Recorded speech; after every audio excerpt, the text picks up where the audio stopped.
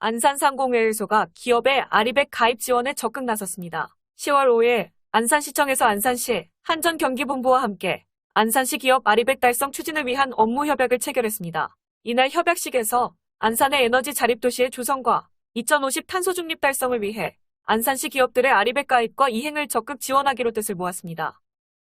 10월 6일 안산 지역 기업 임직원을 대상으로 2021년 규제 대응 통합 설명회를 개최했습니다. 이날 설명회는 TBT 규제와 수입 규제, 중대재해처벌법, ESG 경영, 산업기술 영업비밀 보호를 주제로 대응 방안을 제시하였으며 각종 규제로 어려움을 겪는 기업들로부터 큰 주목을 받았습니다. 10월 7일 안산시청에서 이성호 회장과 윤하섭 안산시장, 김광호 한국노총 안산지역지부의장, 이규원 고용노동부 안산지청장 등이 참석한 가운데 노사민정 공동실천 선언문을 발표했습니다. 이날 공동선언에 따라 산업재해 예방 및 안전한 일터 조성, 고용 안정 및 지역경제 활성화를 위해 적극적으로 협력하기로 했습니다. 10월 14일 안산상공회의소에서 안산기업통합지원단 제2차 정례회의를 개최했습니다.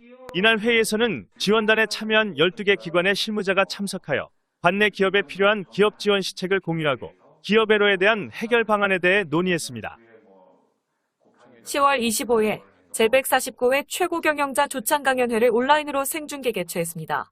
이번 강연은 BNK2 벤처기업의 배인규 대표가 전기수소차 전환기 산업전망이란 주제로 전 세계 자동차 시장 동향에 대한 설명과 더불어 자동차 산업의 급속한 변화에 따라 발빠르게 준비하고 대응해야 한다고 강조했습니다. 안산상공회의소 이성호 회장이 고려대 안산병원에 발전기금 1천만 원을 기부했습니다. 이성호 회장은 이번 코로나 팬데믹으로 의료기관의 중요성과 신약 개발 필요성을 절실히 느끼고 있다며 고대 안산병원이 미래의학 연구개발을 선도하는 데 동참하게 되어 기쁘게 생각한다고 전했습니다. 10월 28일 이성호 회장이 제35회 안산시 문화상을 수상했습니다. 이성호 회장은 안산 지역 상공인의 근로환경 개선을 위해 노력하고 일자리 창출, 자선사업과 인재양성 사업을 통한 지역사회의 발전에 기여한 공로를 인정받았습니다.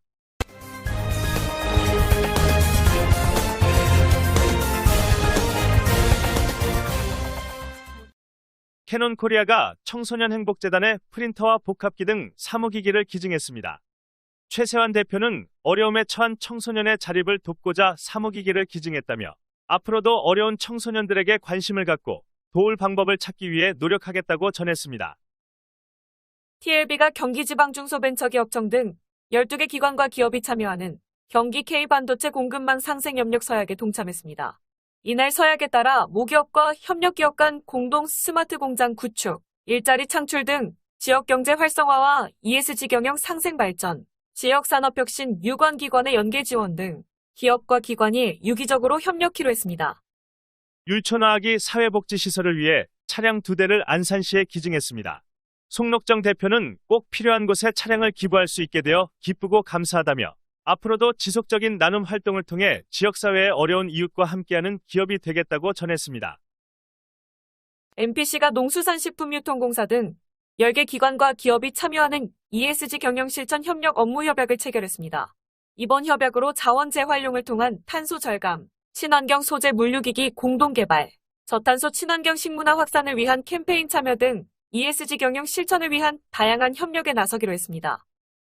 덕지산업의 김종수 대표가 산업통상자원부와 한국기계산업진흥회가 개최한 2021 한국산업대전에서 은탑산업훈장을 수훈했습니다.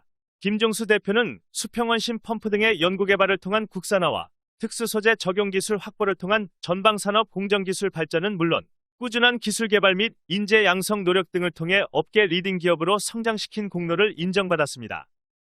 남양부직포의 자회사인 남양코스메틱이 관내 저소득층을 위한 마스크팩과 클렌징폼을 안산시에 기탁했습니다. 이흥업 회장은 지역사회를 위한 나눔 활동에 동참할 수 있어 기쁘다며 앞으로도 지역사회의 어려운 이웃과 함께하는 기업이 되겠다고 전했습니다.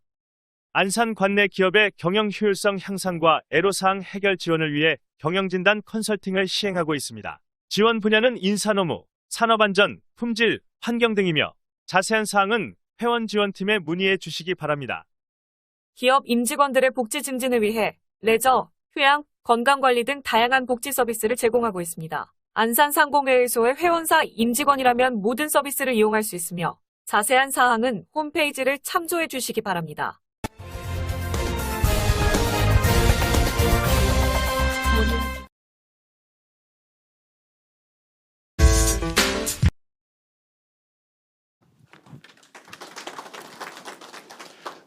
올해 6번째로 진행하는 제150회 조창 강연회는 지난 회차와 마찬가지로 온라인과 오프라인으로 동시에 진행됩니다.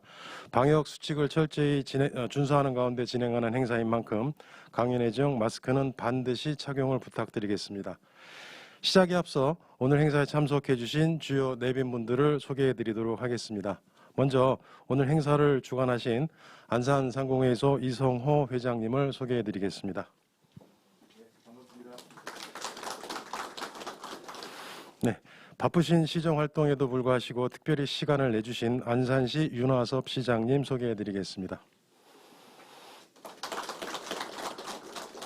네, 안산상공회의소 부회장이신 주식회사 MK 개멘텍 권혁석 대표이사님 소개해 드리겠습니다. 안산상공회의소 부회장이신 주식회사 삼두 강재수 대표이사님 소개해 드리겠습니다. 네, 지금부터 제150회 안산상공회의소 최고 경영자 조창 강연회를 시작하도록 하겠습니다. 안산상공회의소 이성호 회장님께서 인사 말씀과 함께 강사님 양력을 소개해 드리겠습니다.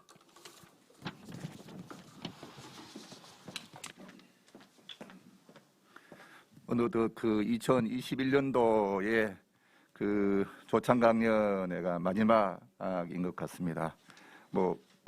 다른 행사가 별로 없어서 다른 해에 비해서 조창 강연회가 한두 번 정도 더 있었던 걸로 알고 있습니다. 어쨌든 윤화섭 시장께서는 빠지지 않고 조창 강연회에 참석하셔 또 강연도 들으시고 또 저희 강연 장소를 더 빛나게 해주셔서 감사드립니다. 한 해를 시작하기 위해 분주히 발걸음을 옮긴 지가 엊그제 같은데 올해도 한 장의 달력만을 남겨놓고 있습니다.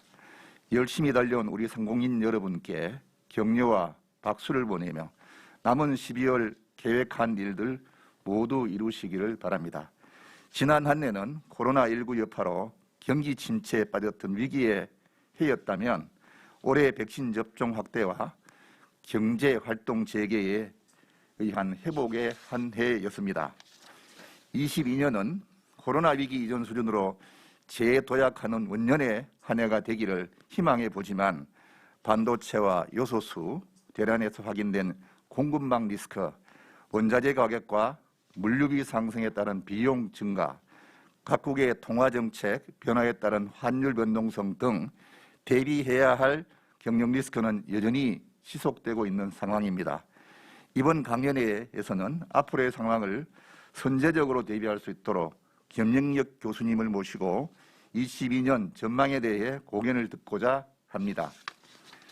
김영희 교수님은 서강대 경제대학원에서 석박사 학위를 취득하시고 동대학원 교수를 재임하시며 한국금융연구원 겸임교수 및 과학기술공제인회 이사로 활동하고 계십니다. 그럼 김영희 교수님을 모시겠습니다. 감사합니다.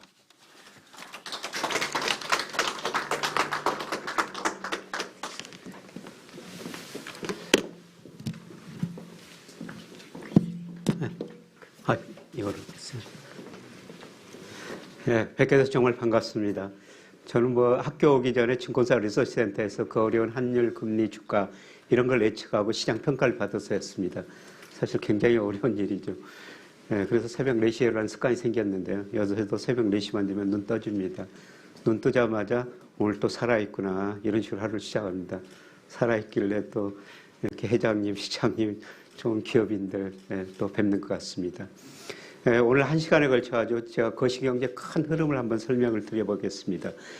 기업하시는 분들, 그 다음에 부자들 말씀드리면 공통적으로 시대에 당하지 말자 이런 말씀을 합니다. 개인한테 당하면 일부 자산을 잃을 수가 있지만 시대에 당하면 모든 자산을 잃을 수도 있다. 그래서 여러분이 회사에서 정말 많은 의사결정 하셔야 되지 않습니까? 가정에서도 의사결정을 하셔야 되죠. 그럴 때 거시경제 흐름 하에서 의사결정하면 훨씬 더 효율적이라는 겁니다. 강의 내용 요약하면요. 작년 하반기 세계경제 굉장히 빠른 속도로 V자형으로 회복되고 있습니다. 문제는 이 회복세가 언제까지 지속될 것인가 여기에 있지 않겠습니까?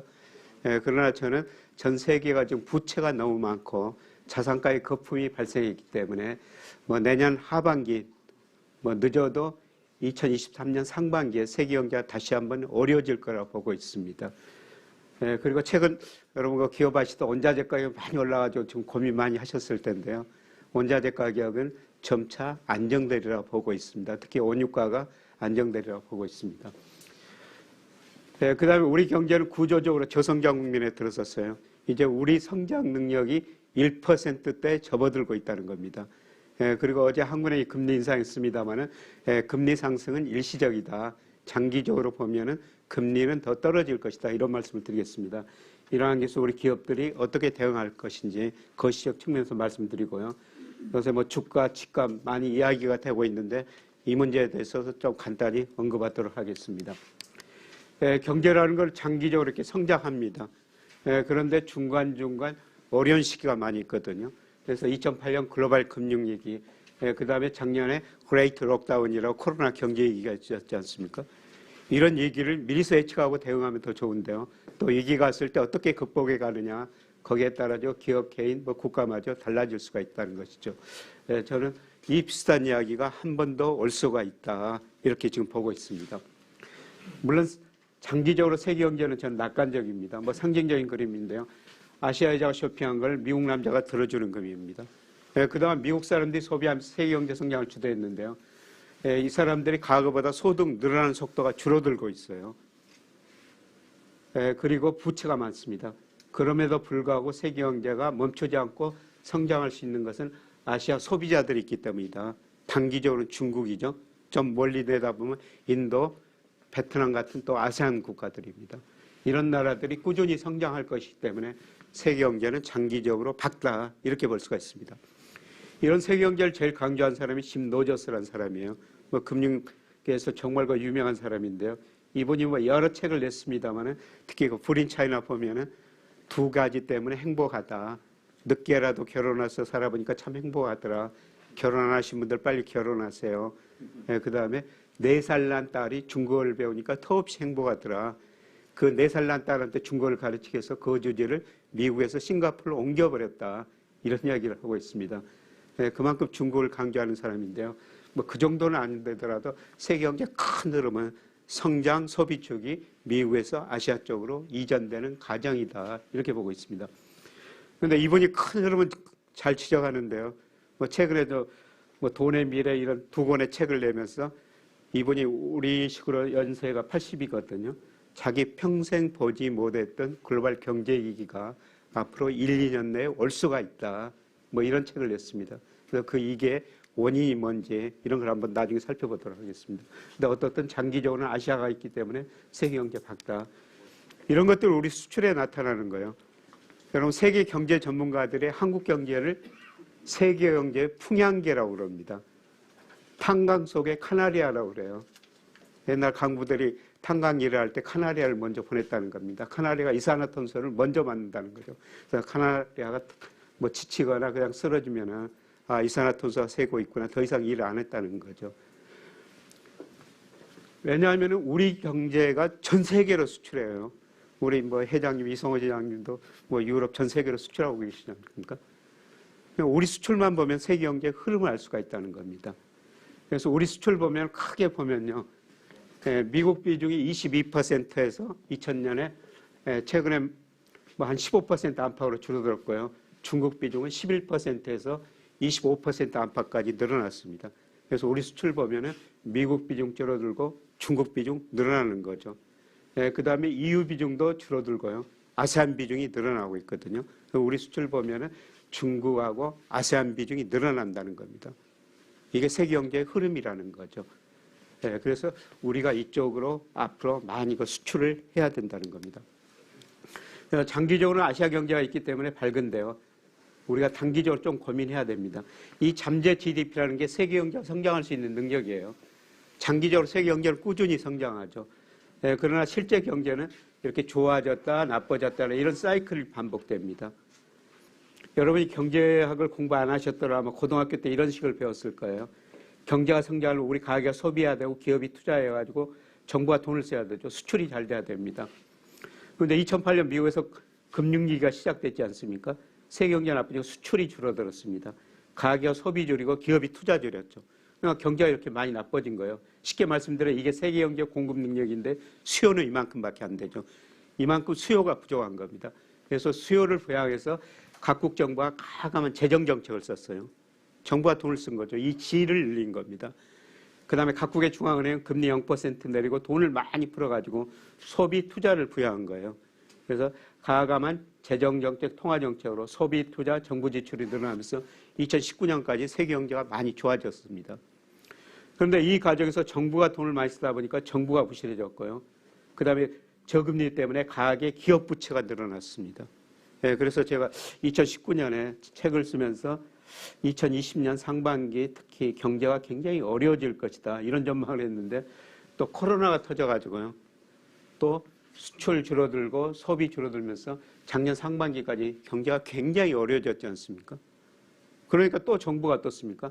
부채가 많은데 정부가 또 돈을 썼습니다. 각국의 중앙은행은 금리 또 내리고 돈을 더 풀어가지고 경기 부양을 적극적으로 했었죠. 그래서 최근에 세계 경제가 거의 V자형으로 회복되고 있습니다. 그래서 얼마나 빨리 회복되느냐면요. 여러분 작년에 세계 경제 마이너스 3.1% 성장했는데요. 이 3.1%가 뭐냐면은 1930년대 대공황 이후 세계 경제가 마이너스 3% 성장한 건 처음이었었어요. 그만큼 작년 경제가 어려웠다는 겁니다. 그런데 과감한 재정정책, 통화정책으로 V자형 회복이죠. 올해 거의 6% 근접하는 성장을 한다는 겁니다. 그리고 IMF가 내년에도 과거 평균보다 높은 성장을 할 것이다. 이렇게 전망을 하고 있습니다. 그런데 문제는 이 과정에서 부채가 너무 많이 증가했다는 거죠. 2008년 글로벌 금융위기를 겪는 과정에서 부채가 한번 늘었고요. 작년에 부채가 너무 빠른 속도로 늘었어요. 한마디로 세계 경제가 부채에 의한 성장을 했다는 거죠. 국가별 지역별로 보면은 미국 등 선진국은 정부 부채가 크게 늘었습니다. 2007년 이기 전에 76%였는데요. GDP 대비 거의 130% 근접해 가고 있거든요. 그래서 미국 국가 부도 이익까지 나오는 거죠. 그다음에 신흥국, 인도 특히 중국 같은 나라는 기업 부채가 이렇게 많이 증가해 버렸습니다. 57%에서 117%로 증가한 거죠. 우리나라는 누가 부실해졌어요? 오늘 매일 신문에 나오죠. 가계 부채가 너무 빠른 속도로 늘어나고 있다는 겁니다. 여러분 97년 외환위기 겪으셨죠? 외환위기가 왜 왔습니까? 우리 대기업들이 미래를 낙관적으로 보고 은행에서 돈을 빌려 너무 많은 투자를 한 거예요. 근데 90년대 돌아가지고 이제 경기가 나빠지니까 기업이 부실해지고 은행이 부실해졌죠. 그래서 97년 외환위기를 한마디로 부실한 기업, 은행을 처리하는 과정이었습니다. IMF 처방에 따라 정말 뼈아픈 구조 조정을 했죠. 30대 재벌 중 11개가 해체됐습니다. 은행 14개가 이제 없어졌습니다. 그런데 구조조정을 빨리 끝낼 수 있었던 것은 가계가 상대적으로 건전했고요. GDP 대비 가계부채 50%였습니다. 특히 우리 정부가 정말 건실했죠. GDP 대비 정부 부채가 6%밖에 안 됐어요. 그래서 167조 공적자금 투입해가지고 구조조정 빨리 끝낼 수가 있었거든요. 그런데 지금 어떻습니까? 기업 부채가 GDP 대비 111%로요. 외환위기 그때보다 더 높아졌어요. 특히 가계부채가 너무 상대적으로 절대적으로 너무 빨리 증가하고 있죠. 그래서 한국은행 정책당국자들이 금융 불균형을 해소하기 위해서 금리를 인상하고 지금 대출을 가계대출을 억제하고 있지 않습니까? 이 가계부채가 세계에서 이렇게 빨리 늘어난 나라 찾아보기 힘듭니다. 그래서 기업 부채가 많고 가계부채가 많으니까 앞으로 기업이 투자를 그렇게 늘릴 수가 없고요. 가계부채가 많으니까 소비를 늘릴 수가 없죠. 그래서 정부가 돈을 쓸 수밖에 없습니다. 그래서 우리 정부가 계속 돈을 쓸 거예요. 뭐 다음 정부 누가 들어서든지 정부가 돈을 쓸 수밖에 없습니다. 그래서 우리나라가 다른 나라와 비교하면요. 가계부채가 지나치게 다른 나라보다 훨씬 높지 않습니까? 이 정부 부채가 다른 나라보다는 굉장히 낮아요. 그래서 선진국 정부 부채가 GDP 대비 129%지 않습니까? 우리 뭐 작년 기준인데 46%죠. 그래서 우리 정부가 계속 돈을 쓰게 될 겁니다. 그런데 문제는 정부가 정말 생산성이 있는 곳에 돈을 잘 써가지고 나중에 경제가 성장하면 세금 거쳐가지고 정부가 건실해질 텐데요. 지금 일본 정부 부채가 GDP 대비 240%거든요. 생산성이 낮은 곳에 써가지고 경제도 못 살리고 일본 정부가 부실해진 거죠. 그래서 여러분의 귀중한 세금으로 우리 정부가 계속 돈을 쓸 텐데요. 여러분 이거 정부가 잘 쓸 수 있도록 이거는 뭐 감시를 해야 된다는 거죠. 근데 제가 드릴 말씀은 가계 기업 부채가 너무 많으니까 정부가 돈을 쓸 수밖에 없다. 예, 그 돈을 정말 생산적인 것에 써야 된다. 이런 말씀을 드립니다. 자, 전 세계적으로 부채가 많고요. 또 다른 문제는 자산 가격에 거품이 발생했다는 겁니다. 아까 여러분 신문에 보면 한국은행에서 금융 불균형이라는 단어를 많이 쓰거든요. 금융 불균형이 뭡니까? 부채, 가계 부채가 특히 너무 많이 늘었다. 그 다음에 집값, 자산 가격이 너무 많이 올랐다. 그거를 해소해야 된다는 겁니다. 그래서 한국은행은 금리를 인상하고 그 다음에 금융위원회, 금융감독원 지금 은행들한테 대출을 억제하라 계속 규제를 하고 있지 않습니까? 그런데 사실 금융 불균형이 더 심화되는 것은 우리나라보다는 미국이요. 특히 미국 자산 가격에 심각한 거품이 발생했죠. 이 버핏 지수라고 그러는데요. 미국 주식시장 시가총액이 GDP에서 차지하는 비중이에요. 미국 전체 주식시장을 대상으로 했을 때요. 올 2분기 현재 332%입니다. 역사상 이렇게 높은 적이 있어요? 2000년 평균이 180%였어요. IT 거품 붕괴 직전에 210%였거든요. 경제에 비해서 주가 이렇게 거품이 발생했다는 겁니다. 물론 거품이 발생했다고 당장 꺼지는 거 아니에요. 그런데 굉장히 위험한 수준까지 갔다는 겁니다. 역사를 보면 거품이 발생하면 반드시 꺼졌어요. 그 후유증은 심각했다는 겁니다. 주식시장뿐만 아니라 부동산 시장에도 거품이 발생했죠. 여러분 우리 집값이 많이 올랐다고 여러분 언론에서 많이 보지만은 사실 우리 집값보다 미국 집값이 더 많이 올랐어요. 나중에 우리 집값 통계 보여드리겠습니다만 KB국민은행에서 우리나라 아파트 가격을 발표하는데요. 2009년 3월부터 올 10월까지 아파트 평균 지수가 70% 올랐습니다. 그런데 미국은 2013년 3월부터요. 올 8월까지 무려 101% 올랐습니다. 우리나라보다 미국 집값이 훨씬 더 많이 오른 거예요. 이 기간에 미국의 소비자 물가는 19% 상승했고요. 개인 소득은 49%, 물가나 소득에 비해서 집값이 너무 많이 올랐다는 겁니다. 그래서 미국 대표로 보여드리고 있습니다만 주식시장도 부동산 시장도 거품이 발생했다는 겁니다. 그러면 이 거품을 지탱해 준 게 뭐예요? 바로 저금리, 풍부한 유동성이었죠. 그리고 경기 회복이었습니다. 마샬 K라고 그러는데 마샬 K라는 것은 GDP에 비해서 돈, M2, 통화량을 얼마나 많이 푸는가. 이기 때보다 한 단계 올랐고요. 이번에 어떻습니까? 돈을 정말 많이 풀었습니다. 미국이.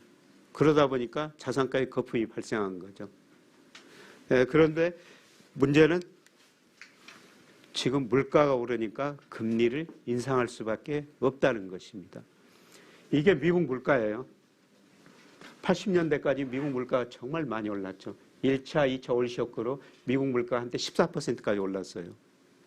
그래서 이 당시가 폴 볼커 연준 의장, 우리나라식으로 하면 한국은행 총재인데요. 경기를 포기하고 가감히 금리를 인상합니다. 그래서 경기는 굉장히 어려웠는데 물가가 잡히니까 금리가 떨어지고 그 이후로 장기간 동안 디스인플레이션, 저물가 시대가 지속된 거죠. 그런데 올 10월 달에 미국 소비자 물가가 6.2% 올랐어요. 이게 30년 전 일입니다. 미국 물가가 그렇게 불안하다는 것이죠. 물가가 오르면 어떻습니까? 중앙은행의 가장 중요한 목표는 물가 안정입니다. 각국 중앙은행이 소비자 물가를 2% 목표로 설정했거든요. 물가가 이렇게 오르니까 이제 금리를 인상할 수밖에 없죠. 그럼 물가가 왜 오르느냐? 우선 미국 정부가 돈 정말 많이 썼습니다. 우리 정부 돈 많이 쓴다고 그러는데요.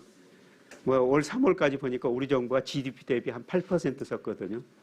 미국은 20%를 썼어요. 미국 정부가 돈을 많이 쓰니까 경제가 빨리 회복되면서 수요 측면에서 물가 상승 압력이 나타나는 겁니다. 그리고 공급 측면에서는 뭡니까? 유가가 오르니까 기업들은 상품 가격을 올릴 수밖에 없는 것이죠. 아까 우리 이성호 회장님도 잠깐 말씀드렸지만 올해는 작년보다 영업이익률이 좀 떨어졌다. 그건 원자재 가격이 올랐다. 그래서 요새 여러 기업인들 제가 뵙고 말씀 좀 들어보는데요. 상품 수준은 일정한 가격을 미리서 받아놨지 않습니까? 그런데 원자재 가격이 오르다 보니까 그만큼 생산 비용이 올라가다 보니까 기업 이익 마진이 좀 줄어든다는 것이죠. 그런데 기업들이 어떻습니까? 결국은 원자재 가격으로 생산 비용이 올라가면은 상품 가격 인상할 수밖에 없는 거죠. 그런데 우리 기업들은 좀 참다가 올리는데요. 미국은 즉각 올려버려요. 미국은 참 탄력적입니다. 그래서 수요 측면에서 정부가 돈을 소비자들한테 많이 쓰다 보니까 지금 소비자들이 수요가 안 드러나고 공급 측면에서 원자재 가격이 오르니까 미국 물가가 많이 오를 수밖에 없고요. 특히 중요한 거는 중국이에요. 여러분, 미국이 2001년에 중국을 세계 무역기구 WTO에 가입시켜 줍니다. 그러다 보니까 중국이 이제 저임금을 바탕으로 물건을 싸게 생산하고 전 세계에 수출해 주죠. 우리도 얼마나 중국 때문에 지금 물건 싸게 쓰고 있지 않습니까? 저도 가끔 알리익스프레스라는 데 가서 뭐 시험 삼아가지고 상품 한번 주문해 보는데요. 정말 쌉니다.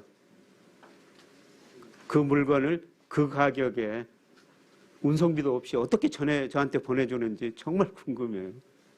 여러분, 월마트에 진열된 상품 중 절반 이상이 중국산이라는 겁니다. 미국도 중국 때문에 물건을 그동안 싸게 생산할 수가 있었죠. 그래서 2001년부터 작년까지 보니까요.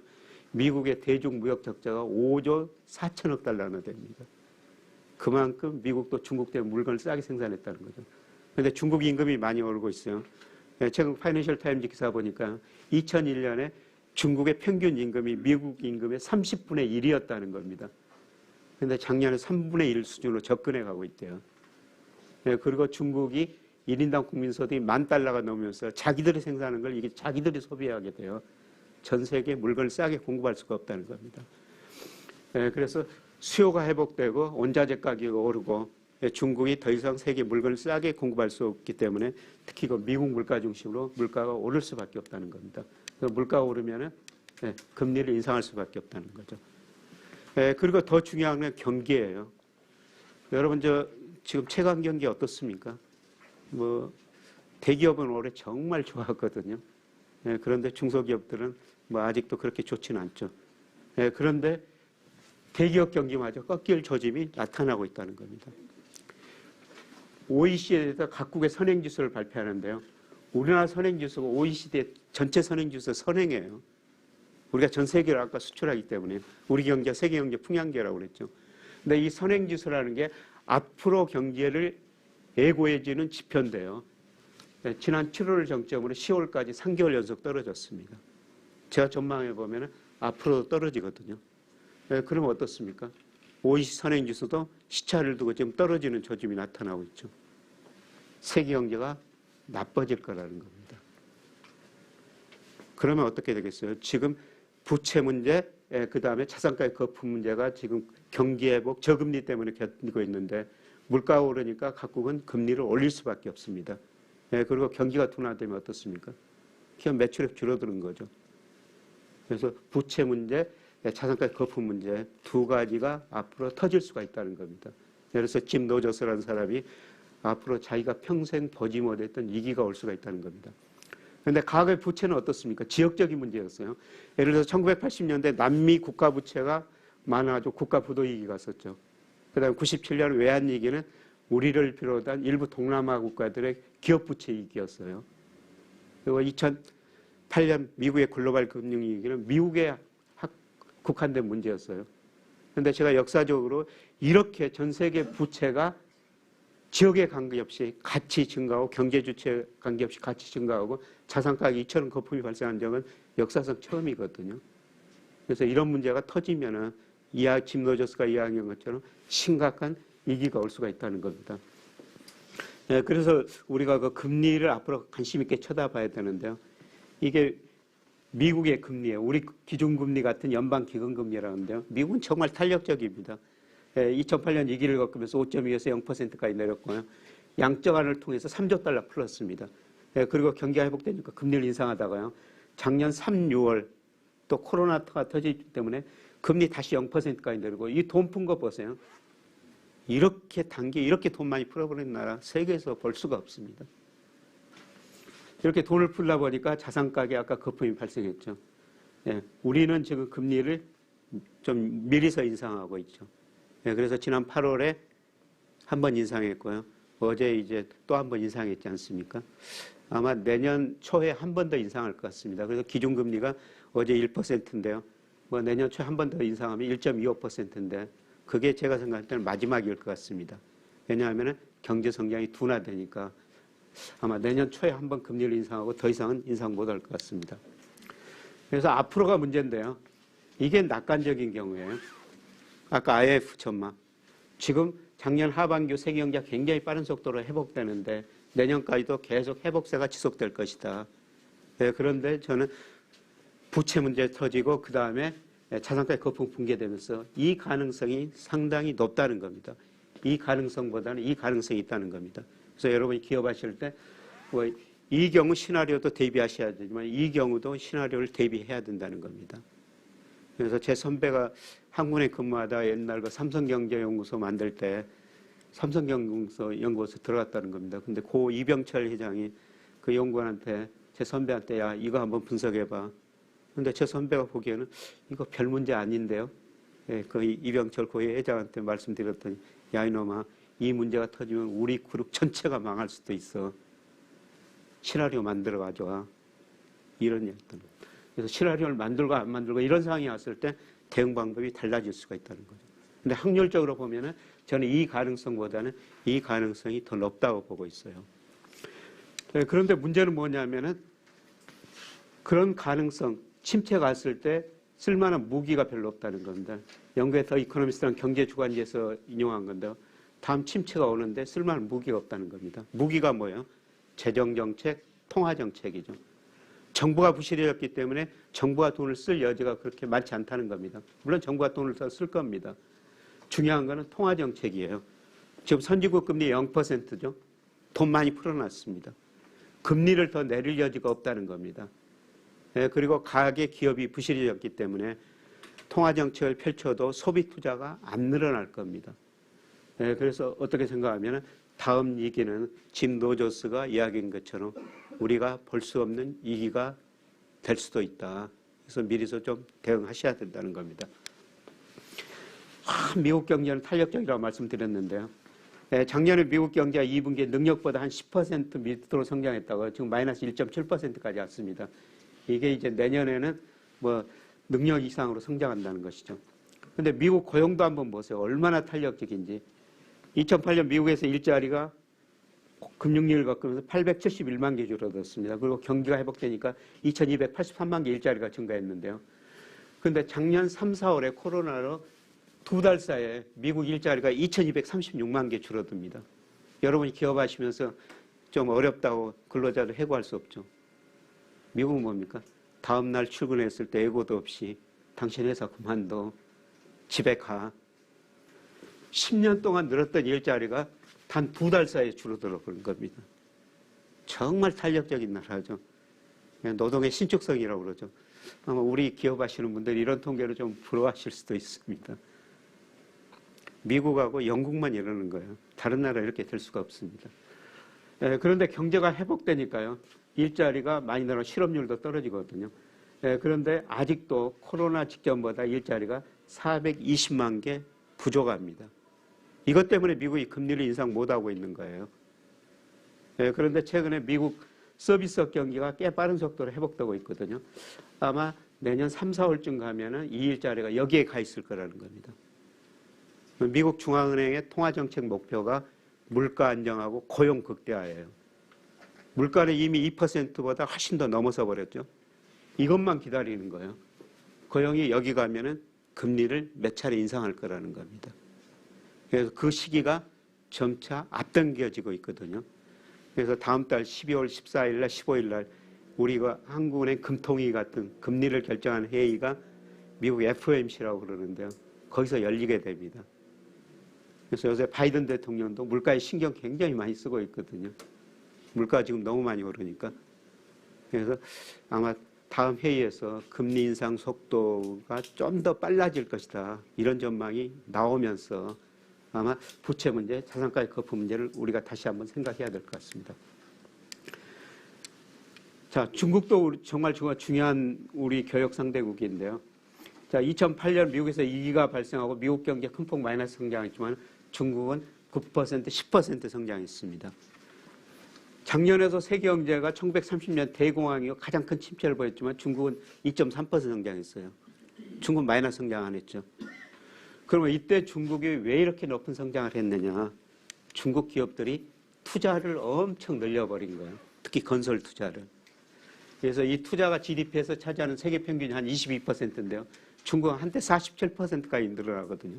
이 투자해가지고 9내지 10% 성장한 겁니다. 근데 투자를 많이 했다는 건 무슨 문제예요? 기업들이 생산 능력을 많이 늘려놨다는 거죠. 지금 물건이 안 팔리거든요. 중국 기업이 부실해지고 은행이 부실해지고 있죠.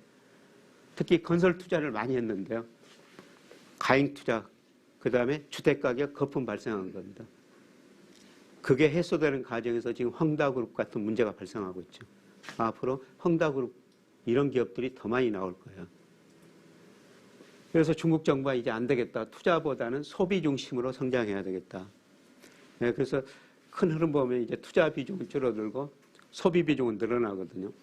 근데 2019년에 중국의 1인당 국민소득 1만 달러를 돌파했어요. 역사적으로 보면 1인당 국민소득이 1만 달러 돌파하면은 소비가 증가하거든요. 그래서 소비가 증가하기 때문에 중국 경제가 앞으로 극단적인 침체는 빠지지 않을 겁니다. 뭐 과거처럼 10%, 뭐 7% 성장하기는 어려워도요. 한 4% 안팎은 성장할 겁니다. 그런데 이제 중국의 문제는 이 기업 부채가 세계에서 제일 높다는 거죠. 이 부채를 어떻게 해결할 것인가. 이게 중국 경제의 과제입니다. 그 다음에 미국 경제는 탄력적이라고 말씀드렸습니다만은 뭐 유로존 경제 아직도 코로나 직전 수준 회복 못했고요. 일본 경제는 어떻습니까? 일본 경제는 조금 회복되다가 또다시 나빠지고 있어요. 전 세계가 지금 인플레이션하고 싸우고 있는데 일본은 어떻습니까? 아직도 물가 상승률이 0%입니다. 아직도 디플레이션이에요. 그만큼 일본 사람들이 오랫동안 디플레이션에 빠지다 보니까 소비 않고 사고 있다는 거죠.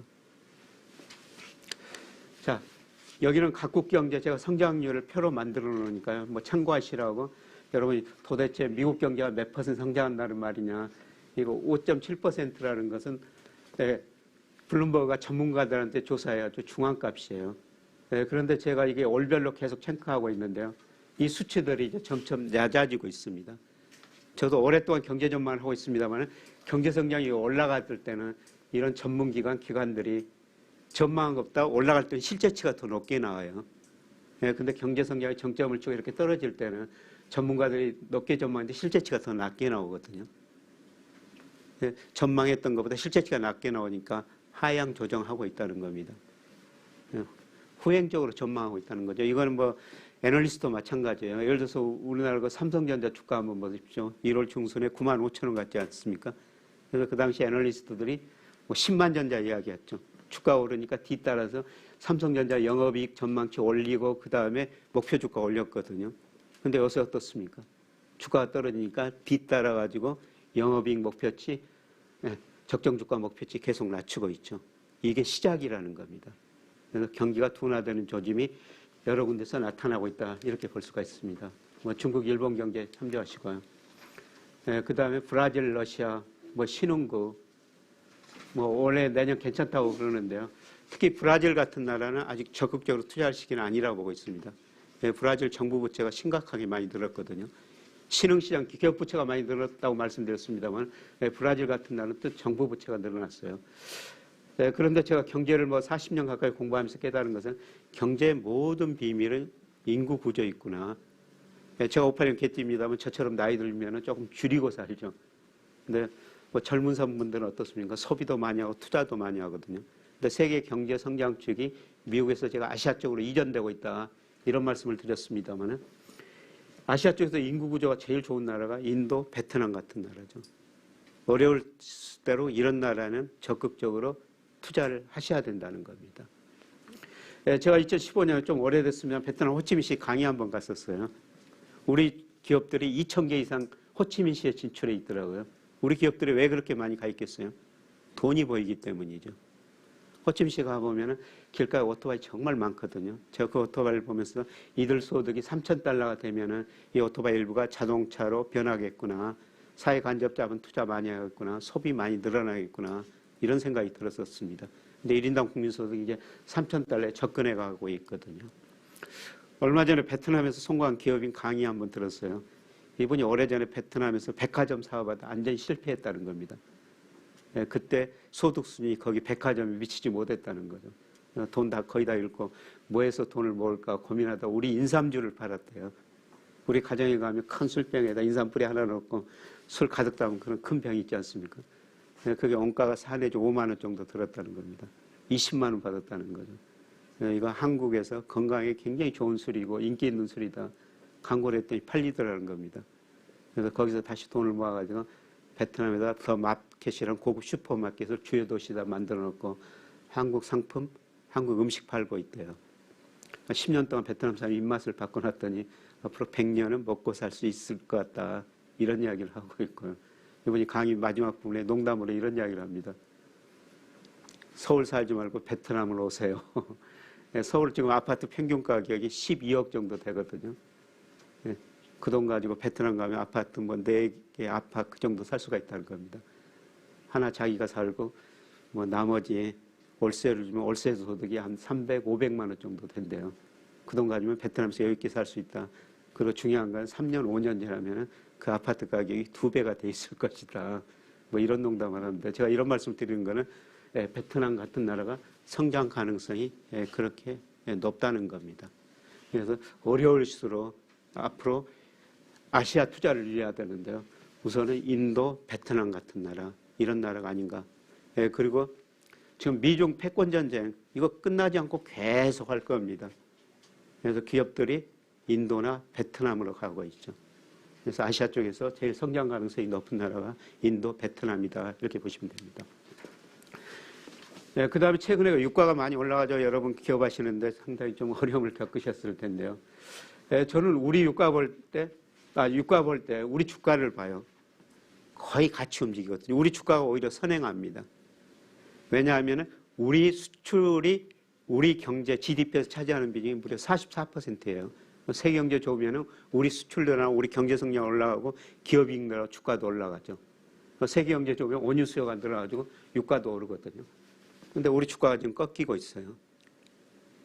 나중에 주식시장 잠깐 말씀드리겠습니다만 이 꺾이는 계절은 상당히 오래 가리라고 보고 있습니다. 그럼 어떻다는 겁니까?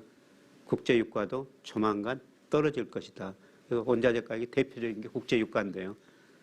저는 거의 지금 정점 무렵에 악화하고 지금 서서히 앞으로 떨어질 거라고 보고 있습니다. 그래서 유가에 대해서는 여러분이 지금까지는 크게 신경 쓰셨는데 앞으로는 조금 원유 가격은 떨어질 것이다. 대부분 원자재 가격도 마찬가지일 것이다. 이렇게 보시면 될 것 같습니다. 그 다음에 환율인데요. 이 미 달러 가치예요. 주요국 선진국 통해서 달러 가치인데요. 달러 가치가 그동안 2번 크게 하락했어요. 85년 플라자 합의라고 해가지고 인위적으로 미국이 달러 가치 하락을 유도한 거죠. 미국이 어려우니까. 이때 엔화가 많이 강세하고 엔화가 강세니까 우리나라는 86년, 89년 소위 3조 호황을 누렸었죠. 우리 경제 진짜 달러 강세, 약세, 엔 강세 때문에 정말 이때 호황을 누렸었거든요. 그리고 2000년대 미국의 IT 거품이 붕괴되면서 미국 경제가 세계에서 차지하는 비중이 급소하게 감소했거든요. 달러 가치가 떨어졌죠. 최근 미국이 금리를 인상한다니까 달러 가치가 좀 반등하고 있는데요. 큰 흐름 보면은 이제 추세적인 하락이라는 겁니다. 그래서 IMF가 2026년까지 미국 경제의 세계 GDP 비중을 전망해 놨는데요. 축소라는 겁니다. 그거는 장기적으로 달러 가치가 하락할 것이다. 우리가 원하는 달러로 표시되니까요. 달러 가치가 떨어지면은 원화 가치는 상대적으로 오를 수밖에 없습니다. 그래서 원달러 이제 최근 1,200원 근처까지 갔는데 어제 1,190원이죠. 1,200원 일시적으로 넘을 수가 있습니다. 근데 1,200원 넘어가지고 계속 지속될 수는 없다는 것이죠. 조만간 1,150원. 그러니까 여러분이 또 기업하실 때 환율도 정말 중요하지 않습니까? 그냥 앞으로도 몇 년간은 우리나라 환율 평균이 한 1,100원 정도 생각하시면 됩니다. 그래서 1,200원 가면은 환율이 너무 많이 올랐다. 그 다음에 1,000원 가면은 환율이 너무 많이 떨어졌다. 그렇게 생각하시고 기업하시면 될 것 같습니다.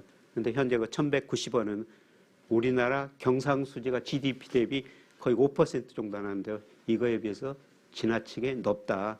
조만간 환율은 더 떨어질 것이다. 이렇게 보시면 되겠습니다. 자, 우리 경제인데요. 뭐 세계 경제 V자형으로 회복됐다고 말씀드렸습니다만 우리 경제도 정말 빨리 회복됐어요.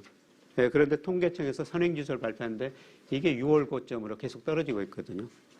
앞으로 경기가 둔화될 거라는 겁니다. 그래서 올해 뭐 4% 안팎 성장할 것 같습니다만 내년에 뭐 3% 정도 대부분 성장한다고 그러는데요. 네, 저는 3%보다는 좀 낮은 성장을 할 거라고 보고 있습니다. 여기 수치는 제가 예측하니까 참고를 하시고요. 네, 그 다음에 한국은행이 어제 경제 전망을 했습니다만 이거는 8월 달에 전망한 거예요. 뭐 4.0, 내년에 3.0 이거는 그대로 유지했는데요. 지금 물가를 8월 달에 2.1로 했는데 2.3으로 올렸고요. 그 다음에 내년 1.5에서 2.0으로 올렸거든요. 그러니까 물가가 한국은행이 전망한 것보다 지금 더 빠른 속도로 오르고 있다는 거죠. 물가가 오르니까 어떻습니까? 한국은행은 금리를 올릴 수밖에 없었습니다. 그래서 어제 금리 올리고요. 그리고 한국은행 총재가 뭐 또 여운을 남겼죠. 또 인상할 수가 있다. 그래서 내년 초에 한 번 더 올리게 될 거예요. 1월 아니면 2월쯤에. 그리고 그게 금리 인상 마지막이라고 보고 있습니다. 그런데 우리 경제 문제점은요. 구조적으로 성장 능력이 떨어지고 있다는 겁니다.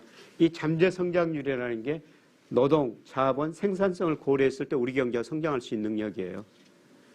그런데 올해부터 우리나라 성장 능력이 1%대 접어들고 있다는 겁니다. 이건 한국금융연구원에서 추정한 건데요. 2030년에 1.0, 2040년에 0.8. 그러니까 10년 후면 우리 성장 능력이 1%대 이하로 접어들 거라는 겁니다. 그거는 주로 노동 감소 때문에 그래요. 그래서 우리 성장 능력이 얼마나 성장률이 떨어진 걸 보기 위해서요. 제가 우리나라 역대 대통령 집권기간 연평균 경제 성장을 한번 그려본 겁니다. 뭐 대통령이 바뀔 때마다 계단식으로 성장률이 떨어졌지 않습니까? 제가 경제적 측면에서만 말씀드립니다. 박정희 전 대통령 때 우리 10% 성장했어요. 여러분 국제시장이라는 영화 보셨죠? 우리 선배들 간호원 강구로서 독일에서 얼마나 고생하셨습니까? 포스코 짓는데요. 그분들 담보로 빌린 돈 일부가 들어갔습니다. 제가 포스코 임직원들한테 강의할 때는 그 돈이 들어갔습니다. 포스코 잘 좀 키워주셨습니다. 그만큼 경제성장 우선했다는 거죠. 그 다음에 전두환 전 대통령 때 이때 우리 경제 10% 성장했어요. 이 후발에 뭐가 있었습니까? 86년, 88년 3조왕이 있었습니다. 미국이 전 세계적으로 유가를 낮춰놨죠. 금리를 낮춰놨죠. 그 다음에 달러 약세 N강세를 시켜놨어요. 그래서 86년, 88년에 우리 수출 정도가 10% 성장했죠. 노태우 정부 들어가지고 3조왕이 끝나고 수출이 안 되니까 이분이 각종 사회 간접 자본 투자, 주택 200만 원 건설하면서 건설 투자 중심으로 9% 성장했습니다. 그리고 김영삼 전 대통령 때 IMF 경제위기 맞죠. 저는 누가 대통령이 됐든 이 고성장 때 쌓인 기업은행 부실을 처리하고 넘어갈 수밖에 없었다고 봤습니다. 그게 IMF 경제위기죠. 중국이 지금 2단계 있죠. 김대중 정부 들어가지고 정말 IMF 처방에 따라가지고 뼈아픈 구조조정을 했습니다. 여러분 구조조정은 뭡니까? 그냥 좋은 기업 살리고 나쁜 기업 없애는 게 쉽게 하면 구조조정 아닙니까? 30대 재벌 중 11개 해체, 은행 14개 없어졌다고 그랬습니다. 그래서 기업이 없어지고 근로자가 해고다니까 소비 투자가 줄어들고 경제성이 한 단계 확 떨어진 거죠. 안정성장 국면에 들어섰다. 이런 긍정적인 평가가 있었습니다만 구조적 결과가 양극한 고용 불안이었어요. 그래서 노무현 전 대통령이 지방균형 발전, 동반성장, 분배복지 이런 걸 펼쳤죠. 행정수도 세종시로 옮기고 각종 공기업 지방으로 옮겼지 않습니까? 균형 발전 되고 있습니까? 동반성장 되고 있습니까? 지금 거의 안 이루어지고 있어요. 이명박 전 대통령 747, 7% 성장을 했었는데 3.3%로 떨어졌고요. 박근혜 전 대통령 474, 4% 성장을 했었는데 3.0. 그 다음에 문재인 정부 지금 곧 끝납니다만 성장률이 2.3% 정도 됩니다. 이번 정부가 내셨던 게 포용적 성장, 소득주도 혁신 성장. 이 포용적 성장이라는 게 뭐냐면요. 경제 규모가 굉장히 파이가 커질 때는 기업들이 같이 성장할 수가 있었어요. 근데 갈수록 커지는 규모가 상대적으로 줄어들거든요. 그걸 나눠 가져야 됩니다. 경쟁력 있는 기업은 더 잘 되고 경쟁력 없는 기업은 시장에서 퇴출될 수밖에 없죠. 차별화가 너무 심화되더라는 겁니다. 그래서 좀 나누고 살자. 자본주의 자체 모순이죠. 축출 자본주의. 반대말이 포용 자본주의입니다. 좀 나누어 살자. 그래서 우리가 포용 자본주의, 중국의 공동국부론, 그다음에 바이든 대 미국 중산층 육성 이런 것들이 바로 포용적 성장이라는 겁니다. 저는 이 다음 대통령 때 이 계단이 한번 올라갔으면 좋겠어요. 이 계단이 올라가는 방법이 뭐였겠어요? 노동 계속 감소하고 있죠. 우리 기업들이 자본 수당 많이 가지고 있기 때문에 투자 많이 안 밀려요. 생산성이 개선될 수밖에 없습니다. 조금 더 멀리 보면은 남북 통일되면은 단기적으로 어렵지만은 우리 자본, 북한의 노동력, 자연자원 합치면은 우리 성장 능력이 한 단계 올라갈 수가 있거든요. 그런데 아까 금융연구원이 추정한 것처럼 또 다음 대통령 때 성장률이 한 단계 나눠질 거예요. 차별화 더 심화될 수밖에 없습니다. 자, 최근에 또 금리가 올라가지고 여러분 대출 받으셨다면 좀 고민 좀 하실 텐데요. 그런데 주택담보대출 금리로 금리가 오르고 있습니다. 근데 장기적으로 금리가 하락 추세입니다. 하락 과정에서 지금 일시적인 상승이다. 그렇게 보시면 됩니다. 금리를 결정하는 게 가장 중요한 게 경제성장률이에요. 앞서 말씀드렸죠. 머지않아 경제성장률이 1%대, 0%대 접어든다는 겁니다.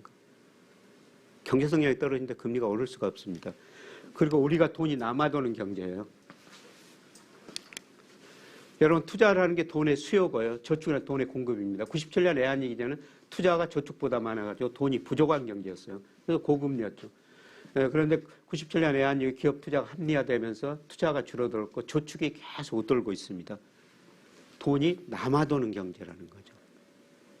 그래서 여기 IBK도 오셨습니다만은 IBK는 중소기업들 상대하니까 좀 다를 수가 있지만은 제가 다른 시중은행 행장, 회장들 만나면 고민이 많아요. 특히 은행 지점장들. 과거에는 돈이 부족했기 때문에 은행 지점장들이 목에다 힘줬다는 겁니다. 기업들이 돈 빌려 사정해가지고 돈이 지금 남아돌거든요. 그래서 오히려 은행 지점장들이 기업들한테 가가지고 우리 은행 돈 좀 써주세요. 고개 숙이고 다닌다는 겁니다. 차별화는 됐지만요. 우리 기업들이 가지고 있는 현금성 자산이 지난 6월 한 848조 원이나 돼요. 중견기업 CFO들 만나면요. 돈의 조달도 중요하지만 운영이 더 중요하다. 그러니까 돈이 남아도는 경제라는 겁니다. 금리가 떨어질 수밖에 없다는 것이죠. 그 다음에 세 번째 가장 중요한 변화예요. 여러분 가계라는 것은 자금 잉여 주체라고 그래요. 가계는 전체적으로 보면 금융회사에 저축한 돈이 빌려 쓴 돈만 많거든요.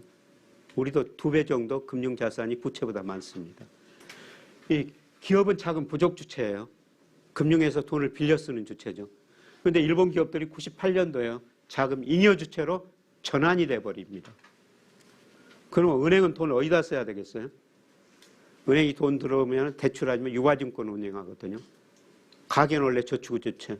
그런데 기업마저 저축의 주체가 되니까 기업이 돈을 안 빌렸으니까 은행은 유가증권 투자를 할 수밖에 없죠. 유가증권이라는 게 주식 아니면 채권이에요. 은행이 위험하다고 주식은 안 삽니다. 이 채권만 사거든요. 이렇게 채권 사니까 일본 금리가 0%까지 떨어지는 것이죠. 일본의 경제 성장을 떨어졌고 저축이 투자보다 돈이 남아있는 상태에서 일본은 이렇게 채권 많이 사니까 금리가 0%까지 떨어집니다. 금리가 0%까지 떨어지니까 누가 망해요? 보험회사들이 망합니다. 보험회사들이 보험상품 팔 때 최소 몇 % 금리 주겠다 이렇게 보험상품을 팔았는데요. 금리가 그 밑으로 떨어지거든요.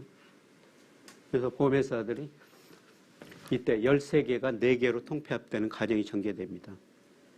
여러분 우리 보험 가입하실 때도요.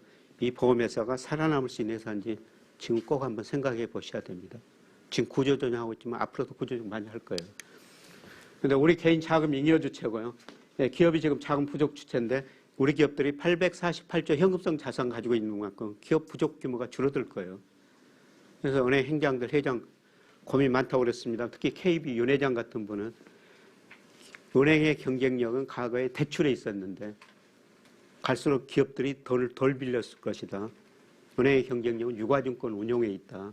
자기 은행 자기 자본으로 금융자산을 얼마나 잘 운용해 주느냐. 특히 고객 금융자산을 얼마나 잘 운용해 주느냐.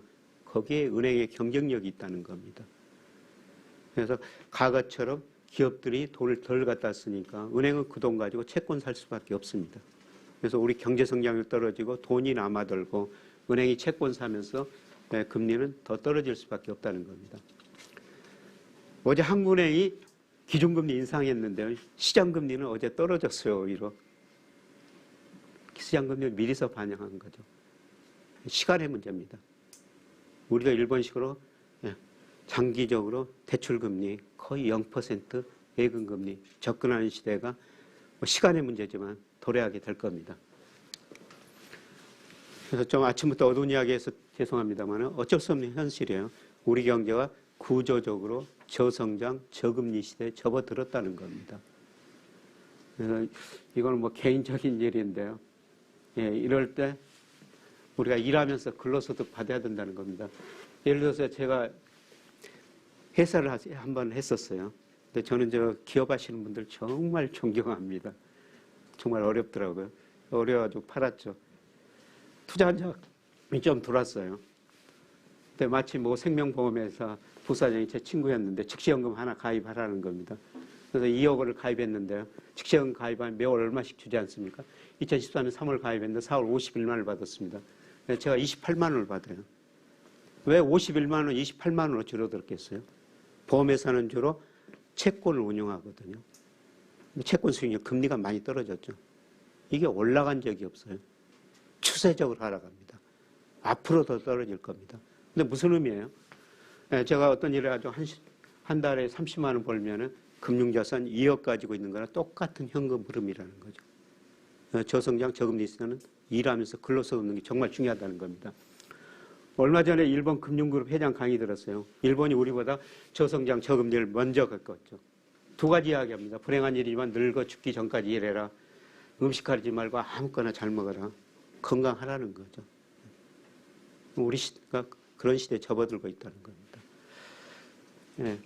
여러분 기업하시니까 업을 가지셔서 별 문제가 없습니다만 저는 후배 직장에 다닌 사람보다 가능한 직을 오래 유지하고 그 다음에 직을 떠나가지고 다만 몇십만 원이나 벌 수 있는 업을 가져라. 이런 말씀을 드립니다. 저 58년 개띠라고 말씀드렸는데 제 또래 제 선배들 거의 다 은퇴했죠. 그런데 은퇴한 남자들 이야기 들으니까 보통 그 두 가지 이야기 합니다. 은퇴 후 나갈 사무실이 있어야 된다. 적당한 용돈이 있어야 된다. 꼭 그 두 이야기 하거든요. 제 꽤 유명한 변호사 한 분이 있습니다만 자기는 부인한테 돈 관리를 다 맡겼대요. 그래서 이야기를 듣고 그날 저녁에 가가지고 부인한테 우리 돈 얼마나 있어 여쭸더니 부인 대답이 뭐였겠습니까? 왜 남의 돈을 물어봐 그러시더래요. 이분이 그 다음날 우연히 KBS TV를 틀었더니 동물의 왕국 숫사자 이야기를 하고 있더라는 겁니다. 숫사자가 숫사자 역할을 할 때는 얼마나 멋있습니까? 그 역할이 끝나니까 굶어 죽더라는 거죠. 얼마 전에 또 강의 끝내고 차 타고 가는데 어떤 가정주부가 이런 말씀 하십니다. 남편이 직장 다니면서 정말 고생을 많이 하셨다는 거죠. 그래서 은퇴하면 정말 잘해드려야 되겠다. 마음을 굳건하게 드셨는데 3개월 후 되니까 짜증이 나기 시작하더라는 겁니다. 이 남자가 왜 집에만 있지? 이 남편분이 양치질하고 칫솔을 세면대에다 두드리는 습관이 있대요. 회사 다닐 때는 그 소리 들어줄만 했는데 지금 들어주기 정말 힘들다. 이런 농담을 하더라고요. 여러분 저 허참이라는 연예인 알죠? 이분이 최근에 아내는이라는 노래를 부르더라고요. 한번 들어보셨어요? 아내가 외출하는데 어디 갔냐 물어보지도 못한다. 꾸중 들을까 봐. 오후 되니까 저녁 알아서 먹으라고 그런다. TV 드라마 기다리고 있다. 이런 극단적인 이야기인데요. 우리가 나갈 사무실 적당한 용돈은 여러분 좀 먼 미래지만 준비하셔야 된다는 겁니다. 자, 지금 금리가 오르니까 고정금리 대출을 해야 된다. 이런 이야기가 많이 나오는데 근데 여러분이 만기가 길수록 변동금리 대출을 해야 됩니다. 금리 상승 앞서 일시적이라고 말씀드렸죠. 코로나 이후 정말 많은 변화가 있는데요. 가장 중요한 게 정부의 힘이 굉장히 강화됐다는 겁니다. 여러분 미국 가면 자유여신상, 자유여신상 상징하는 게 자유입니다. 중국 가면 만리장성, 만리장성이 상징하는 게 안전이죠. 이번 코로나가 자유와 안전의 충돌이라는 겁니다. 그런데 자유를 강조하는 미국 사람들이 어제까지 보니까 4,700만 명이 확진자입니다. 77만 명이 죽었어요. 2차 대전 거치면서 미국 사람들이 민간 군인까지 합쳐가지고 43만 명이 죽었다는 겁니다. 77만 명이 죽었어요. 근데 중국은 어떻습니까? 물론 일부 통계 숨기고 있다고 그러지만 이 사람들은 10,000명도 안 적었습니다. 그동안 세계가 자유를 강조했는데 지금 안전 쪽으로 가고 있다는 거죠. 이거는 자유는 시장이에요. 안전은 정부죠. 그러니까 시장보다는 정부의 힘이 커지고 있다는 겁니다. 그래서 앞으로 한 5년 동안은 정부의 힘이 굉장히 커질 거예요. 그러다가 안 되면은 또 시장으로 가자. 그런 추세로 바뀔 텐데요. 앞으로 5년 동안은 시장보다는 정부의 힘이 굉장히 커지는 시대라는 겁니다. 그 다음에 요새 여러분이 기업하시다 보면 이 문제 체감하실 거예요. 글로벌 밸류 체인이라고 그래가지고 그동안 원자재, 중간재 조달해가지고 세계에서 가장 싸게 생산할 수 있는 상품을 생산하고 자유교육을 했지 않습니까? 그런데 이번 코로나를 거치면서 미국이 이 마스크 하나 생산 안 했던 겁니다. 이걸 자기 나라에서 생산해야 된다는 거예요. BVC. 옆에 멕시코에서 생산해야 된다는 겁니다. 근데 이 마스크를 미국이 멕시코에서 중국처럼 싸게 생산할 수가 있어요? 어려운 일이죠. 바이 아메리칸. 월마트에 진열된 상품 절반 이상을 자기들이 생산해야 되겠다고 그러는데요. 그거 불가능한 일입니다. 생산하더라도 비용이 훨씬 더 높을 수밖에 없어요. 그래서 물가가 오를 수밖에 없고요. 그 다음에 트랜스포트에서 텔리포트 사회로 변하고 있다. 과거에는 우리가 무슨 일을 하기 위해서는 어떻습니까? 몸으로 직접 갔었죠. 비행기 타고 버스 타고 자동차 타고. 그런데 지금은 웬만한 일을 사이버로 해결하고 있지 않습니까? 덜 돌아다니면서 기름을 덜 쓰게 된다는 거죠. 그런데 제 수업 듣는 학생한테는 이 코로나로 간다고 해가지고 학교 나올래? 그냥 기존처럼 집에서 공부할래? 했더니 제 수업 듣는 학생 물론 대상입니다만 96%가 학교 안 나오겠다는 겁니다. 이런 시대로 완전히 정착되고 있는 것이죠. 그래서 과거보다 우리가 에너지를 덜 쓰는 사회로 가고 있습니다. 저는 이 코로나가 우리 인류한테 상징하는 게 두 가지라고 보고 있어요. 제발 소득 불균형 좀 해소해라. 에너지 좀 아끼고 살아라. 이게 코로나가 우리 인류한테 주는 교훈이라고 보고 있습니다. 지금 전 세계적으로 소득 불균형이 너무 심화됐거든요. 1930년대 대공황 이후 처음으로 소득 불균형이 이렇게 심화된 겁니다. 근데 과거에 소득 불균형이 이렇게 심화되면요. 전쟁, 혁명, 전염병으로 해결되는 거예요. 전쟁, 혁명 뭐 쉽게 생각할 수가 없죠. 전염병이 오면은 이번은 과학 의료기술 발전돼가지고 과거처럼 많이 안 죽었습니다만 예를 들어 패스트 같은 경우 정말 많은 사람이 죽었지 않습니까? 그런 전염병이 지나고 나서 기업들이 일을 시켜야 되는데 사람들이 많이 죽어가지고 근로자가 부족한 겁니다. 그래서 임금을 많이 올려줘 버렸다는 거죠. 소득불균이 해소됐다는 겁니다. 저는 소득불균이 해소 안 되면은 더 큰 뭐 전염병 같은 것도 올 수 있다. 에너지 좀 아끼고 살아야 된다. 그래서 아까 우리 안산상공에서 뭐 홍보물 보니까 또 ESG 경영 많이 하는데요. 특히 환경이죠. 이번 코로나 때문에 금융회사도 ESG 경영, 각종 기업도 ESG 경영, 투자회사들도 ESG 경영 적극적으로 나서지 않습니까? 여러분 네덜란드 국부펀드가 한전 주식을 다 팔아버렸어요. 작년에. 한전이 이산화탄소를 너무 많이 배출하고 있다는 거죠. 앞으로 이산화탄소, 환경경영, ESG 경영 안안해서 주식 안 사겠다는 겁니다. 우리 국민연금도 그렇고요. 다른 모든 투자회사들이 그쪽으로 가고 있거든요. 그래서 우리가 ESG 경영 신경 쓸 수밖에 없죠. 지금 일부가 차량용 반도체 같은데 수요가 공급을 초과하죠. 그런데 아직도 대부분의 산업에서는 공급 초과거든요. 초과 공급을 해소하기 위해서는 수요가 늘어나든지 공급이 축소돼야 돼요. 근데 얼마 전에 맥킨지 보고서 보니까요. 제목이 부모 세대보다 가난한 자식 세대예요. 인류 역사를 보면은 자식 세대가 부모 세대보다 잘 살았죠. 근데 맥킨지가 주요 선진국 조사해 보니까요. 자식 세대가 더 못 살고 있더라는 겁니다.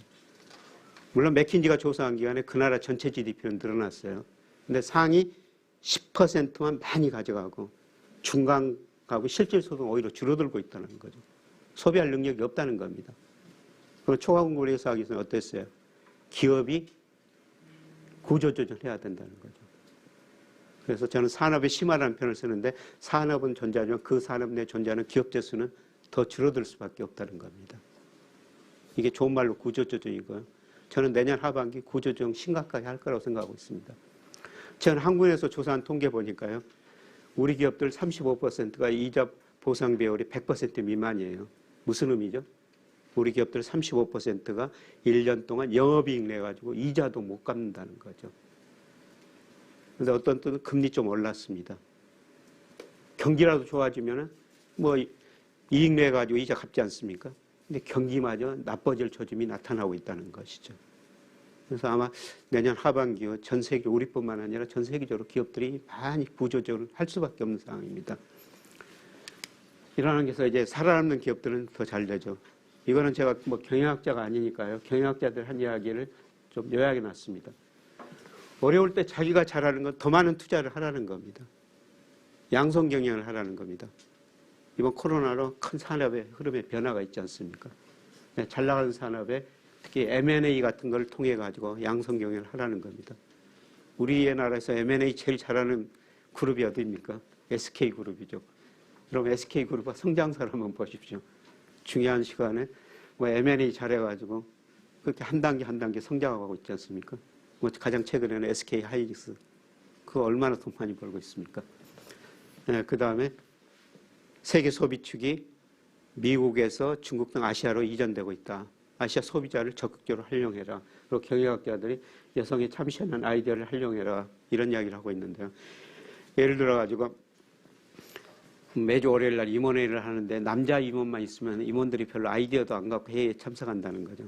근데 여성 임원이 있으면 여성 임원도 좋은 아이디어 가져오지만 남성 임원들도 더 많은 아이디어 가져온다는 겁니다. 그 아이디어를 회사에 적용했더니 그 회사 매출액, 영업이익, 주가도 많이 올랐다. 미국 경영학자도 실적 분석을 많이 하거든요. 네, 최근에 제가 박사학위 논문을 심사하고 있으면 우리나라에서 이걸 실적 분석하고 있더라고요. 그래서 그 결과는 안 나왔습니다만 우리나라도 네, 그런 분석이 나오지 않을까. 그래서 우리 회장님도 여성 임원 뭐 얼마나 회사에 있는지 계시는지 잘 모르겠습니다만 뭐 조금 회장님은 또 고개를 흔드시는. 네, 미국 기업들이 이런 이야기를 많이 하고 있습니다. 네, 요새 저 주식시장, 부동산 시장 뭐 뜨거운데요. 뭐 간단히 좀 말씀을 드리겠습니다. 네, 그런데 주식시장 최근에 분위기가 어떠냐면요. 제 아내가 그동안 주식 투자를 평생 안 하다가 작년 하반기부터 시작했거든요. 어디 가나 주식 이야기 하죠. 네, 그래서 거기에 동참한 겁니다. 작년에 주가가 많이 올라가지고 돈 벌었다고 좋아하더라고요. 근데 올 연초 되니까 주가 왔다 갔다 제자리 그러니까 지루하다고 그러더니 요새는 주가가 많이 떨어졌지 않습니까? 예를 들어 삼성전자가 95,000원 깎게 뭐 7만 원대까지 떨어졌지 않습니까?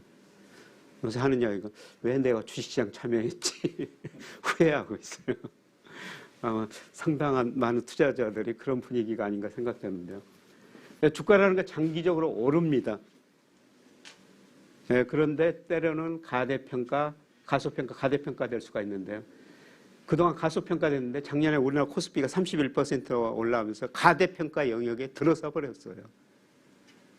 네, 기대 수익률을 많이 낮춰야 된다는 거죠. 네, 그리고 흔히들 그 주식시장을 산책나온 개와 주인에 비교하는데요. 우리 주가와 가장 상관계수가 높은 게 일평균 수출 금액이에요. 여러분들이 수출하는 금액, 일평균 금액하고 주가하고 거의 방향이 같지 않습니까? 그래서 주가가 먼저 올랐어요. 개가 먼저 앞서갔죠. 그리고 일평균 수출도 많이 회복되고 있거든요. 네, 그런데 그동안 개가 주인 너무 앞서갔었습니다. 그래서 개가 주인이 지금 달 따라오는 시 뒤돌아보고 주인이 지금 빨리 뛰고 있습니다만 네, 개가 그냥 주인하고 보조를 맞추기 위해서 뒷걸음질하는 모양입니다. 네, 근데 개가 때로는 주인 뒤로도 가거든요. 네, 그래서 지금 주가가 떨어지고 있고 앞으로도 뭐 그렇게 낙관적이는 아닙니다. 그럼에도 불구하고 제가 꼭 배당 투자를 하셔야 된다고 말씀을 드리는데요. 과거에는 은행 금리가 여기 배당 수익률보다 훨씬 높았기 때문에 그냥 은행에다 돈 맡기면 됐어요. 근데 지금은 어떻습니까? 은행 이자보다 코스피 배당 수익률 2배 정도 높고요. 그 다음에 우리 기업들이 배당을 더 줄 수밖에 없는 환경입니다. 여러분 박근혜 정부 때 기업소득 한류세제라고 했죠. 가만히 보니까 국민소득이 생기면 가계, 기업, 정부가 나눠가지는데요. 가계는 이렇게 비중이 줄어들었지 않습니까? 기업 몫이 이렇게 늘어났어요. 우리 정부가 보니까 기업은 상대적으로 부자가 됐고 가계는 상대적으로 가난해졌다는 겁니다. 그래서 기업 소득을 가계 소득으로 이전시켜야 된다. 이게 박근혜 정부 때 추진했던 기업소득 한류제죠. 그래서 여러분 기업들한테 임금 좀 올려달라, 고용 투자 늘려달라, 그렇지 않으면 배당금이라도 늘려달라. 그 이후로 우리 기업들이 배당을 많이 주고 있거든요. KT 같은 포스코 같은 배당 수익률이요 4 내지 5%예요. 여러분이 여윳돈이 있으면은 그냥 은행에다 돈 맡기지 마시고 여러분의 회사 주식, 그다음에 KT 같은 포스코 같은 주식 사가지고 배당을 받는 게 은행 이자보다 훨씬 높다는 겁니다. 그래서 배당 투자를 하셔야 된다는 겁니다. 자, 이제 집값인데요. 네, 집값이 일본 사례인데요. 80년대 후반 일본 집값이 3배 올랐어요. 이때 일본 엔화가 강세되니까 일본 중앙은행이 수출 기업들이 아우성을 치니까 돈을 많이 풀어가지고 이렇게 집값이 많이 올랐고요. 그 다음에 인구 구조와도 밀접한 관계가 있습니다. 35세, 55세 인구. 이 사람들이 어떤 사람이냐면은 대학 졸업하고 직장 들어가지고 결혼하고 애 낳고 집을 늘려가는 시기입니다. 90년부터 일본이 금리를 인상하고요. 이 인구들이 정점을 치면서 집값 폭락했죠. 일본 사람들이 이 시기에 집을 투자재라고 생각했어요. 집값이 폭락하고 나서는 집은 투자재가 아니라 소비재다. 집은 단순하게 사는 데다. 이렇게 인식이 바뀌었습니다. 여러분 집이 투자재입니까? 소비재입니까? 지금 집값 많이 올라가죠. 다 투자재라고 생각하실 텐데요. 저는 머지않아 좀 생각이 바뀌어야 할 시기가 아닌가. 우리 집값 서울도 많이 올랐지만은 사실 이번에는 지방 대도시가 더 많이 올랐습니다. 근데 문제는 앞으로 어떻게 되느냐. 제가 장기 추세를 보니까요. 거의 정점 무렵에 도달한 것 같습니다. 집값을 결정하는 중요한 요소가 단기적으로는 금리 대출액이지만요. 좀 멀리 보면 경기가 가장 집값에 영향을 미치거든요. 경기가 지금 꺾이기 시작하고 있다는 것이죠. 그래서 저는 거의 정점 무렵에 와 있다 이렇게 지금 보고 있습니다. 그런데 부동산이라는 게 항상 사이클이 있거든요. 모든 게 사이클이라는 거죠. 그 사이클을 설명하기 위해서요. 제가 이 아파트에서 전세 살았었습니다. 이때 전세 살면서 무슨 걱정을 했냐면요. 그때는 집값도 많이 떨어지고 전세값도 많이 떨어졌지 않습니까? 혹시라도 집값이 전세 가격 밑으로 떨어져가지고 제가 전세금을 돌려받지 못할까 걱정하는 시대였었어요. 그게 10년 전의 일이었습니다. 제가 이런 말씀을 드린 거는 부동산도 장기적으로 올라가지만 이런 사이클이 있다는 거죠. 떨어질 때는 집값도 40%, 50% 떨어져요. 저 무렵에 그랬지 않습니까? 저는 저런 사이클이 머지않아 도래할 것이다. 그래서 집은 지금은 투자재보다는 소비재로 생각하셔야 된다. 투자 목적으로 지금 집 사서는 좀 어려운 시기다. 이렇게 지금 보고 있습니다. 저는 여기서 나와가지고 축소사에 접어들었는데요. 조그만 집 하나 서울에다 마련해놓고 대신 강화도에다가 전원주택이라는 거 지어가지고 주말마다 5월, 10월 노예처럼 일하고 살고 있습니다. 정말 풀 뽑고 여러 가지 작물 재배해가지고 그러는데요. 힘들어도 그만큼 기쁨이 있죠. 제가 아마 7살 무렵이 아니었던가 생각되는데 저희 어머니가 감자성 이만한 걸 하나 심었을 때 땅속에서 그 많은 감자가 나오지 않습니까? 정말 신비로웠어요. 그런 신비를 힘들지만 계속 좀 경험하면서 시간 날 때마다 강화도에서 농사 짓고 살고 있습니다. 그런데 우리의 경제의 문제점은 사실 일본 인구 고령화 문제인데요. 우리가 일본보다 인구 고령화 더 빨리 진행되고 있습니다. 지금 우리나라 65세 이상 인구가 20% 이제 넘어서고 있거든요. 초고령사에 진입하고 있습니다. 심각한 문제예요. 제가 어렸을 때는 우리 경제 정말 가난해가지고 일부 부모님들 어린애 낳아가지고 키울 능력이 없고 고아원 같은 데 보냈지 않습니까? 지금 고아원보다 양로, 노인이탁시설 심각합니다. 얼마 전에 지방에 있는 노인이탁시설 한번 갔더니요. 그 치매 걸린 어르신들 기저귀를 하루에 한 2차례 정도 갈아드린다고 그럽니다. 오후 되니까 이거 목욕을 시켜드려야 되는데 일손이 부족해가지고 그냥 수돗물 뿌리는 모습을 봤거든요. 지금도 그러는데 여러분들이 65세 넘을 때는 44%, 55% 인구 고령화 문제 심각합니다. 그래서 이런 걸 보면은 인구 고정과 보면은 우리도 머지않아 집이 투자재에서 소비적으로 가는 시대가 아닌가 이런 식으로 생각하고 있습니다. 마지막으로 자산 배분에 대해서 좀 이야기 드리겠습니다. 여러분 자산 중에서 실물 자산 비중이 얼마입니까? 우리가 평균이 77%고요. 금융자산이 23%입니다. 그런데 금융자산 중에서도 이 존월세 보증금을 빼면 17%밖에 안 돼요. 특히 50대 후반은 이게 실물자산, 부동산 비중이 80%가 넘습니다. 저는 지나치게 높다고 생각해요.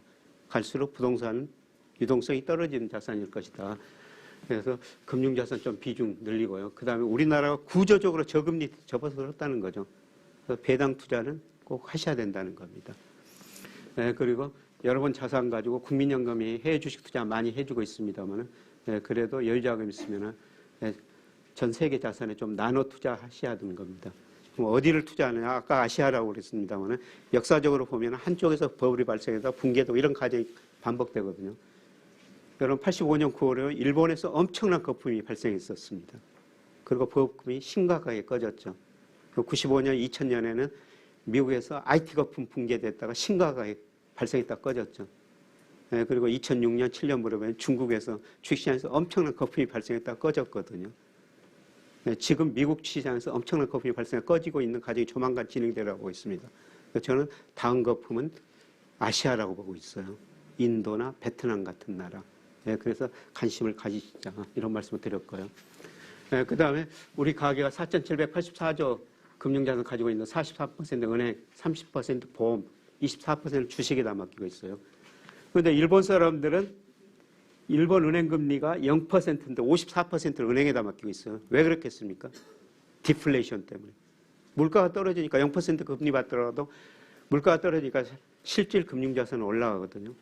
그리고 67세에 일본 사람들이 상속을 받습니다. 할아버지 할머니가 상속받아서 그 돈을 주식 채권 투자 안 한다는 거죠. 그냥 은행에다 맡겼다 쓰고 또 후손한테 물려준다는 겁니다. 그런데 미국 사람들은 은행에다 13%, 주식에다 53%. 그래서 미국 주가는 많이 오를 수밖에 없죠. 우리나라는 미국보다는 일본에 좀 근접하고 있습니다. 그런데 요새 서학개미라고 미국 주식을 정말 많이 사고 있는데 저는 조금 조심할 시기라고 보고 있습니다. 미국 과거의 금융자산 중에서 주식 비중이 53%예요. 2000년 IT 거품 붕괴 직전에 48, 그 다음에 글로벌 금융위기 직전에 47%였어요. 너무 높다는 거죠. 미국 주가가 많이 올랐던지 미국 사람들이 주식을 너무 많이 가지고 있다는 겁니다. 2000년 IT 거품 붕괴 이후에 미국 주가가요, 제자리에 오는데 10년이 넘었어요. 근데 지금이 그때보다도 거품이 더 심각하다는 겁니다. 좀 조심스럽게 접근하는 게 좋을 것 같습니다.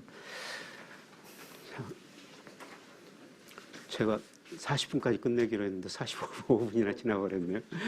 혹시라도 질문이 있으시면 질문하시면 제가 아는 것 성실껏 답변 드리도록 하겠습니다. 인간에서 제조업을 하는데요. 네. 향후 2022년도, 23년도 지금 현재 작년서부터 원자재 값이 많이 올랐습니다. 네. 자재 값도 많이 올랐지만 수급 불안도 많습니다. 네. 거기에 대해서 전망 좀 한마디 좀 해줬으면 좋겠습니다. 예. 공급 측면에서 문제는 계속 발생할 텐데요. 문제는 수요가 많이 줄어들 거라는 겁니다. 왜냐하면 내년 하반기 가면은 전 세계 경제 성장이 많이 저는 둔화될 거라고 보고 있거든요. 일부 경제는 다시 마이너스 성장하리라고 보고 있어요. 수요가 줄어들면 원자재 가격은 떨어질 수밖에 없다는 겁니다. 물론 어떤 원자재를 많이 사용하는지 모르겠습니다만 돈 같은 거는 전기차에 굉장히 많이 들어간다고 그러죠. 이런 것들은 떨어지더라도 덜 떨어질 수가 있는데요. 근데 원자재 가격은 거의 정점 무렵에 와 있다. 내년 하반기로 갈수록 원자재 가격은 떨어진다. 이렇게 보시고 사업계획 세우시는 게 좀 좋을 것 같습니다.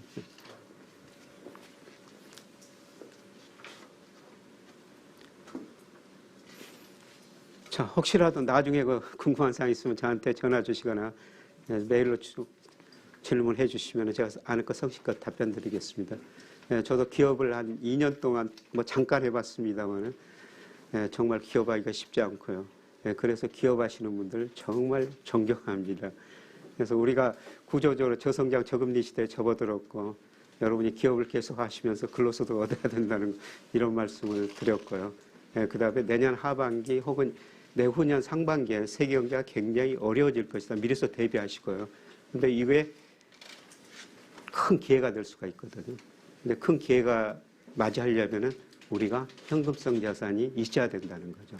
현금이 있으면은 모든 것을 싸게 살 수 있는 기회가 저는 앞으로 1, 2년 내에 오리라고 보고 있습니다. 이런 시대 한번 준비하시고요. 기업 크게 성장하셔가지고 제가 소득 차별화 말씀드렸습니다만은 저도 현장 다니면서 체감하거든요. 너무 심화됐어요. 그래서 부끄러운 일이지만 저도 책 사가지고 인쇄 전부 기부하고 있고요. 매달 여러 군데다 조금씩 자동이체 시키고 있습니다. 그럼 기업 더 크게 성장하시고 요새 저희 학생들 일자리 학교 정말 힘들거든요. 저희 학생들도 좀 많이 뽑아주시고 성장하셔서 또 사회에 크게 기여하시기 바랍니다. 귀한 시간 내주셔서 정말 고맙습니다. 네, 김혜익 교수님의 해안을 제시해 주시는 강의에 감사드립니다. 다시 한번 큰 박수 부탁드리겠습니다. 네, 이것으로 제150회 최고경영자 조창 강연회를 마치도록 하겠습니다. 참석해 주신 모든 분들과 동영상을 시청해 주신 분들께 감사의 말씀 드리겠습니다. 네,